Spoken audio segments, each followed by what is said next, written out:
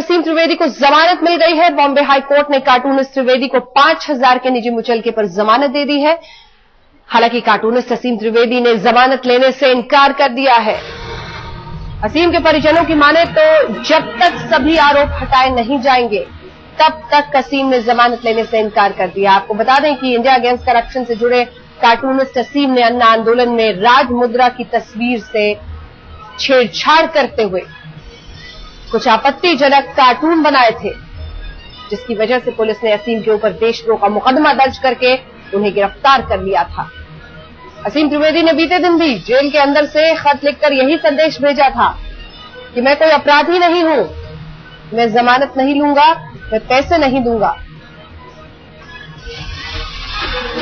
राजेश कुमार हमारे संवाददाता हमारे साथ सीधे मुंबई से इस वक्त जुड़ रहे हैं। ये सवाल उसी समय से उठ रहा था क्योंकि संदेश के जरिए पहले ही कह दिया था असीम ने वो जमानत लेने को तैयार नहीं हो रहे, यानी देशद्रोह का मामला हटाया जाए, इस पर अड़े हुए राजेश।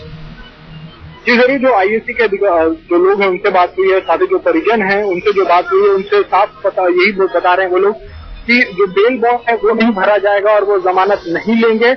उनकी मांग है कि जो चार्जेस उनके ऊपर राजद्रोह जैसे गंभीर जो आरोप उनके ऊपर लगे हैं जब तक वो नहीं हटाए जाएंगे तब तक वो जमानत लेने को तैयार नहीं है। फिलहाल जो बॉम्बे हाईकोर्ट है उसने आज अंतरिम जमानत दी है असीम त्रिवेदी को। उन्होंने कहा कि 5,000 के निजी मुचलके पर इन्हें रिहा किया जाए, लेकिन राजद्रोह का जो मामला इनके ऊपर पुलिस ने दर्ज किया है उसको हटाया जाएगा कि नहीं हटाया जाएगा, इस पर सुनवाई जो है अंजना वो 14 तारीख को होगी। आज बॉम्बे हाईकोर्ट में दोपहर के वक्त संस्कार मराठे नाम के एक वकील ने 3:30 बजे करीब में एक पिटीशन फाइल किया था जिसमें कहा था कि उनको असीम त्रिवेदी जो है उनको रिहा किया जाए, साथ ही उनके ऊपर जो गंभीर आरोप लगे हैं राजद्रोह के जैसे वो हटाए जाए। बॉम्बे हाईकोर्ट ने इसकी सुनवाई की, 5 बजे इसकी सुनवाई की और सुनवाई के थोड़ी देर बाद बॉम्बे हाईकोर्ट ने ये आदेश दिया कि जो असीम त्रिवेदी कार्टूनिस्ट है जिन्हें गिरफ्तार किया गया राजद्रोह उसके मामले में उन्हें जल्द से जल्द उन्हें तुरंत रिहा किया जाए। राजेश, आप कह रहे हैं कि 14 को अगली सुनवाई इस पर होनी है कि देशद्रोह का मामला उन पर चलाया जाए या नहीं, लेकिन क्या ये बात उनके हक में जाती हुई दिखती है कि आज कम से कम जमानत उन्हें दे दी गई है? देखिए, जमानत की अगर हम बात करें तो जिस दिन उन्हें न्यायिक हिरासत में भेजा गया था उस दिन ही उन्हें जमानत मिल जाती अगर उन्होंने जमानत के लिए अर्जी जो है वो कोर्ट में दी होती, लेकिन वो जमानत लेना नहीं चाहते थे। आज एकाएक जो पिटिशनर है वो उन्होंने जमानत की मांग की है, जिसके बाद हाईकोर्ट ने जमानत दी है। उनकी मांग जो है असीम त्रिवेदी और तमाम उनके साथी उनकी मांग यही रही है कि जब तक जो चार्जेस हैं उनके ऊपर आरोप राजद्रोह के वो नहीं हटाए जाएंगे तो जमानत नहीं लेंगे। अब उनके ऊपर डिपेंड करता है, उनके ऊपर क्या कार्रवाई आगे करेंगे, वो जमानत लेंगे कि नहीं वो कल हमें पता चल पाएगा। अंजना बिल्कुल, राजेश हमारे संवाददाता जानकारी देते हुए क्या करते हैं असीम इस पर होगी नजर, क्योंकि उन्होंने कहा है वो जमानत नहीं लेंगे। इस बीच इंडिया अगेंस्ट करप्शन से जुड़े कार्टूनिस्ट असीम त्रिवेदी के मामले में दांव पेच का खेल शुरू हो गया है। बॉम्बे हाईकोर्ट ने असीम को 5,000 के मुचलके पर जमानत दे दी है। उनके परिवार वाले इस पर क्या कह रहे हैं आइए सुनाते हैं।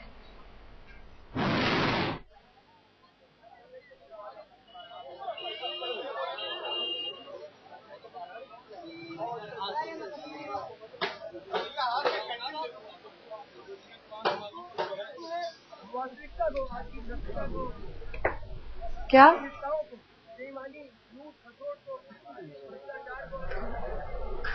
ये कानपुर की तस्वीरें हम आपको दिखा रहे हैं जहां पर कैंडल मार्च के जरिए उनके पिता अशोक त्रिवेदी आपको इस तस्वीर में दिख रहे हैं। बताया मार्कंडेय जी ने और बहुत महान उनका निर्णय साल का त्रिवेदी का, और हमने कभी ऐसा ये नहीं हमारा हम ये कहते हैं कि सर असम जला मुकदमा ये किस भावना से प्रेरित होकर लगाया गया, गिरफ्तार किया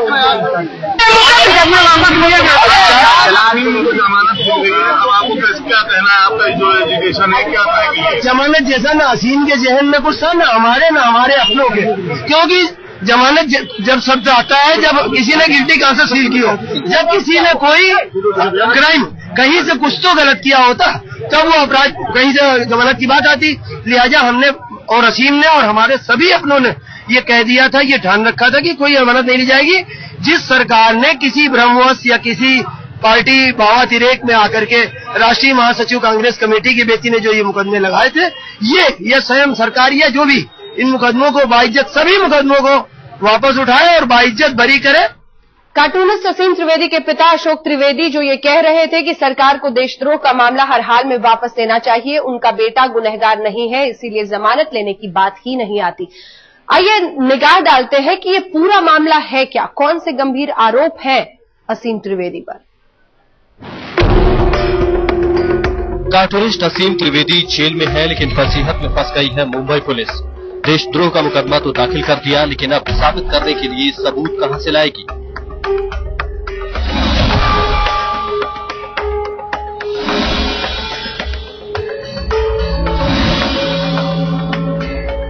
मुंबई पुलिस अब कानूनी सलाह ले रही है कि देशद्रोह के मुकदमे से छुटकारा पाने का क्या रास्ता निकल सकता है। कि जब इस बीच अरविंद केजरीवाल ने हंगामेदार मुद्दे को लपकने में जरा भी देर नहीं लगाई। सोमवार को दिल्ली में प्रेस कॉन्फ्रेंस की और मंगलवार को मुंबई पहुंच गए। केजरीवाल ने असीम से आर्थर रोड जेल में मुलाकात की। उनका कहना है कि अगर असीम को रिहा नहीं किया गया तो वो मुंबई में जेल के बाहर धरने पर बैठ जाएंगे। हमारा ये कहना है, अभी मैंने असीम से बात की कि अगर शुक्रवार तक असीम के खिलाफ सारे केसेस को वापस नहीं लिया गया और उनको रिहा नहीं किया गया तो शनिवार से हम लोग आके यहीं बैठ जाएंगे। हम कहेंगे कि हमें भी अंदर करो, या तो हमें अंदर करो या असीम को रिहा करो। असीम त्रिवेदी के समर्थन में आगे आए महेश भट्ट ने इस कानून की मौजूदगी पर ही सवाल उठाया और कहा कि आजाद भारत में इसकी कोई जरूरत नहीं है। जब तक ये चाबुक रहेगा तो हाथ तो बदलते रहेंगे, क्योंकि इंसानी कुदरत से पता नहीं ऐसा क्या है कि जैसे वो सिंहासन पर बैठता है वो जालिम बन जाता है और फिर वो उसी चाबुक का इस्तेमाल करता है जिसके खिलाफ वो बगावत करता है। असीम की गिरफ्तारी के बाद से बढ़ते बवाल को देखकर राज्य सरकार के रुख में भी नरमी आई है। इस केस में किसी पर भी गलत धारा नहीं लगाई जाएगी और किसी पर भी अन्याय नहीं किया जाएगा। कानूनी तौर पर जो भी करना आवश्यक है किया जाएगा। कार्टूनिस्ट असीम त्रिवेदी के मामले में राज्य सरकार बैकफुट पर आ गई है। असीम पर लगाए गए देशद्रोही का आरोप क्या वाकई में सही है या फिर मुंबई पुलिस से एक बड़ी गलती हुई है, इस पर सरकार के भीतर विचार विमर्श का दौर शुरू हो चुका है। गृह मंत्री आर पाटिल ने मुंबई पुलिस को साफ आदेश दे दिया है कि इस मामले पर उच्च स्तर पर जांच की जाए और जल्द से जल्द फैसला लिया जाए। आपत्तिजनक कार्टून बनाने के लिए देशद्रोह के आरोप में असीम को 24 सितंबर तक के लिए जेल भेजा गया है। असीम ने कोर्ट में जमानत अर्जी दाखिल नहीं की और कहा कि जब तक उनके खिलाफ देशद्रोह के आरोप वापस नहीं लिए जाते वो जेल में ही रहेंगे। आदित्य मन के साथ वीरेंद्र सिंह कुरावत, मुंबई, आज तक। अगली खबर का रुख करते हैं। बात कांग्रेस पार्टी के युवराज राहुल गांधी की। मनमोहन सिंह के बाद अब विदेशी पत्रिका ने कांग्रेस महासचिव राहुल गांधी पर निशाना साधा है। लंदन की पत्रिका द इकोनॉमिस्ट ने भारतीय पत्रकार की किताब के हवाले से छापा है कि कांग्रेस के युवराज कंफ्यूज्ड है।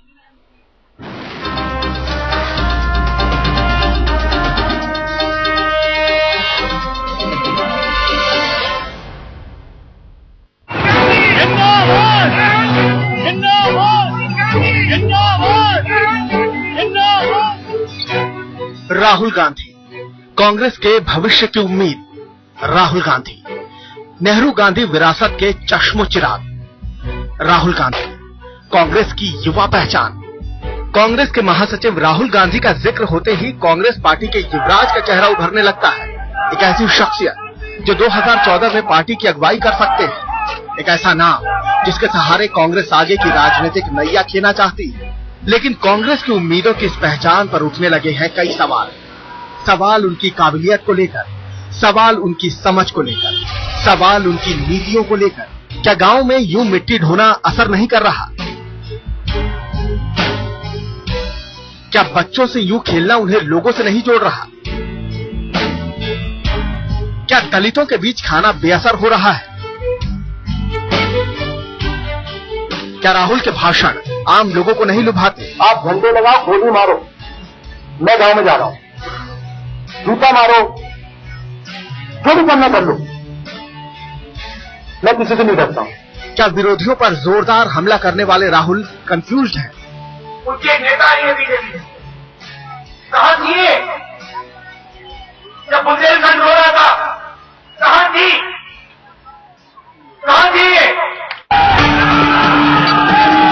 ये तमाम सवाल आज इसलिए उठ रहे हैं क्योंकि एक अंग्रेजी पत्रिका द इकोनॉमिस्ट ने राहुल गांधी के बारे में छापी है कुछ बेहद अलग सी बातें ऐसी जो राहुल गांधी की राजनीतिक समझदारी पर ही सवाल खड़े कर रही है, बातें ऐसी जो राहुल गांधी की काबिलियत को ही कटघरे में खड़ा कर रही है।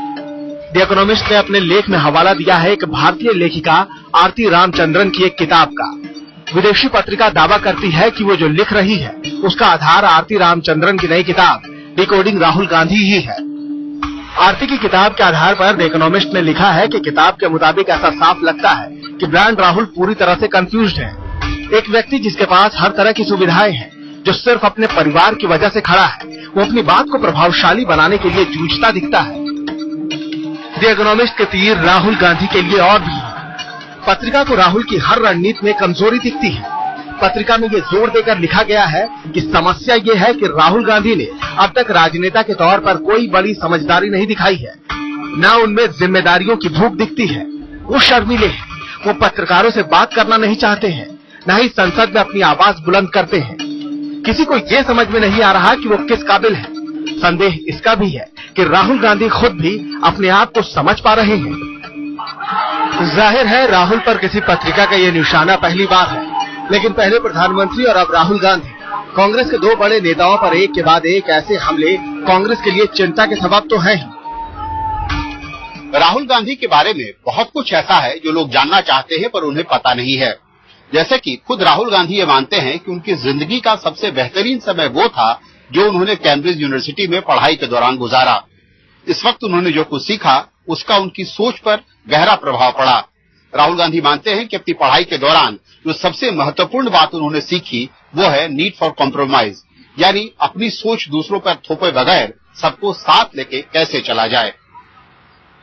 आशीष मैत्री के साथ बालकृष्ण, दिल्ली आज तक। और अब बात उस शख्स की जिसके बारे में ये कहा जाता है कि राहुल की उससे सीधी टक्कर हो सकती है 2014 में। जी हां, नरेंद्र मोदी।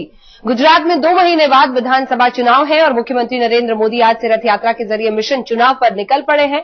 अगले 1 महीने तक मोदी गुजरात के अलग अलग इलाकों का दौरा करेंगे, अपने लिए एक बार फिर लोगों का भरोसा जीतने की कोशिश करेंगे। ये आवाज 6 करोड़ गुजरातियों की सिंह गर्जना है जो देश सुनना चाहता है। 6 करोड़ गुजरातियों के हुंकार का दम भरते हुए गुजरात के मुख्यमंत्री नरेंद्र मोदी एक बार फिर निकल पड़े गुजरात फतेह की तैयारी में। चुनौती है गुजरात की जनता के दिल में बने रहने की। सपने हैं गुजरात से दिल्ली का फासला तय करने का। यही वजह है कि इस बार मोदी ने भरोसा किया बीजेपी की पुरानी रथ परंपरा पर। रथ भी वो चुना है जिस पर लाल कृष्ण आडवाणी ने पूरे देश का दौरा किया था। मेहसाणा के बहुचराजी से मोदी ने अपनी रथ यात्रा की शुरुआत की है। 11 अक्टूबर तक चलने वाली इस रथ यात्रा के दौरान मोदी राज्य के 182 विधानसभा क्षेत्रों का दौरा करेंगे। उनकी रथ यात्रा का आगाज मारुति कार प्लांट की साइड से हुआ और पहले दिन यात्रा खत्म हुई उस साणंद में जहां टाटा की लखटकिया कार नैनो का प्लांट है। मारुति प्लांट साइड से नैनो प्लांट तक पहले दिन की यात्रा का संदेश साफ था। खुद को विकास पुरुष बताने वाले मोदी इस चुनाव का एजेंडा भी विकास को ही बनाना चाहते हैं। के मन में मैं एक सवाल पैदा करना चाहता हूं। अगर जिस प्रकार से दिल्ली चल रही है, जिस प्रकार से कांग्रेस पार्टी की भाषा है, क्या आपका कोई भविष्य उज्जवल है? क्या आपके लिए रोजी रोटी संभव है? क्या आपके लिए शिक्षा संभव है? क्या आपके लिए आरोग्य संभव है? क्या हम मेरे देश के नौजवानों को डूबता हम देख सकते हैं? और युवानों नहीं देख सकते। नरेंद्र मोदी की रणनीति साफ है, और दिल्ली पर करो ताकि चोट कांग्रेस को लगे।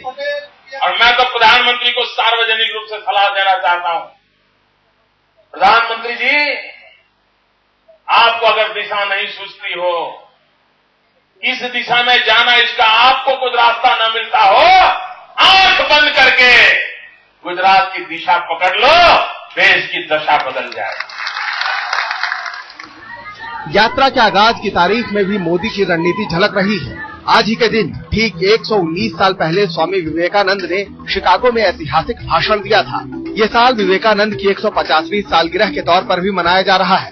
इन तारीखों के पीछे मोदी का मकसद साफ है, सत्ता में बने रहने के लिए युवा वोटों को खींचना। मेहसाणा से गोपी घांगर के साथ आज तक ब्यूरो। राजधानी दिल्ली में आज सुबह रिक्शे पर जा रही एक महिला की ताबड़तोड़ गोलियां बरसाकर हत्या कर दी गई। महिला का कत्ल उसके 5 साल के बेटे की आंखों के सामने हुआ। दिल्ली के रोहिणी सेक्टर 16 में इस सड़क पर रोज की तरह ही चहल पहल थी, लेकिन राजधानी में सुबह का सन्नाटा टूटा यहां हुई एक खौफनाक वारदात से। अचानक ही पूरा इलाका गोलियों की तड़तड़ाहट से थर्रा उठा और इस पेड़ के पास खून से लथपथ पड़ी थी 30 साल की मीनाक्षी की लाश। राजधानी में खौफनाक वारदात, महिला पर अंधाधुंध फायरिंग, बाइक सवार ने मारी 5 गोली, मासूम बेटे के सामने मां का खून। अभी ये पता चला है कि लेडी अपने बच्चे के साथ रिक्शे में जा रही थी तो एक मोटरसाइकिल वाला आया, उनकी कोई बात हुई और क्या बात हुई अभी उसका हम इन्वेस्टिगेट कर रहे हैं। फिर उसने उसके ऊपर गोली मार दी। लेडी जो है वो मौके पे डेड है। आज सुबह सरेआम एक महिला को बाइक सवार बदमाश ने गोली मार दी।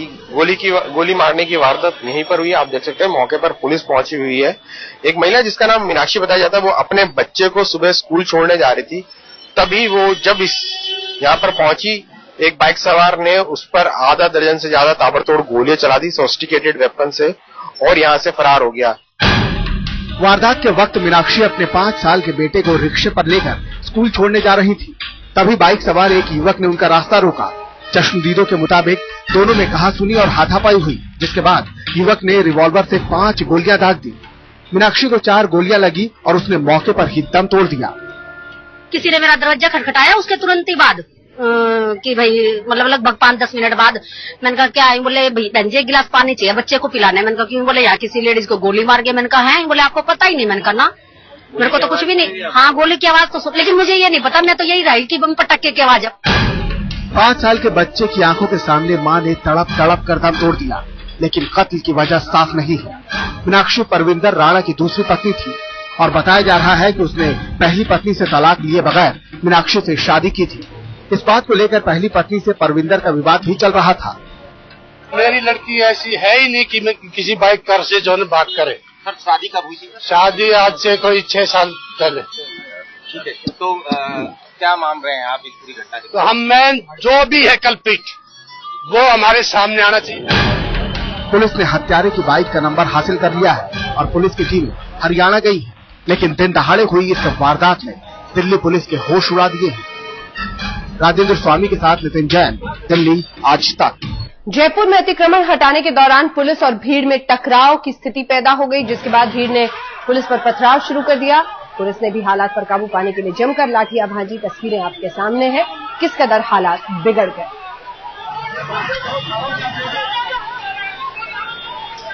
जयपुर की तस्वीरें हैं जहां पर अतिक्रमण हटाने के लिए जब पुलिस पहुंची तो तस्वीर कुछ ऐसी बनी।